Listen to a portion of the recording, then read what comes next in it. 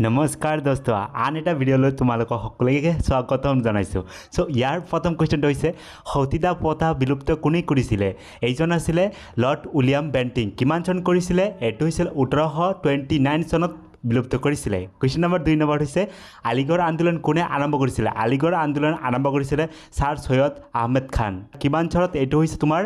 1875 চনত হৈছিল আৰু সেই সময়তে আলিগড় ইউনিভাৰ্সিটি মুসলিম ইউনিভাৰ্সিটি প্ৰতিষ্ঠা হৈছিল হল এতিয়া নেক্সট क्वेश्चन হৈছে মানুহে সৰ্বপ্ৰথমে ব্যৱহাৰ কৰা ধাতুটোৰ নাম কি হেতু হৈছে কপাৰ এই क्वेश्चन नम्बर 4 নম্বৰটো চোৱা কোত মোগল সম্ৰাট আকবৰৰ সমাধি আছিল সো আকবৰ হৈছিল যে মোগলৰ 3 নম্বৰ কিং আছিল প্ৰথম হৈছিল বাবৰ তাৰ পিছত আছিল হুমায়ুন তাৰ পিছত আকবৰৰ সমাধিটো হৈছিল আগ্ৰা আছিল আৰু বাবৰটো আছিল কাবুলত আছিল আফগানিস্তানৰ নেক্সট क्वेश्चन 5 নম্বৰ ভাৰতৰ প্ৰথম মুছলমানকাৰী আক্ৰমণকাৰী কোন আছিল প্ৰথম ভাৰতৰ আক্ৰমণকাৰী মুছলমান কোন আছিল সেইজন আছিল মোহাম্মদ বিন কাসিম আছিল 712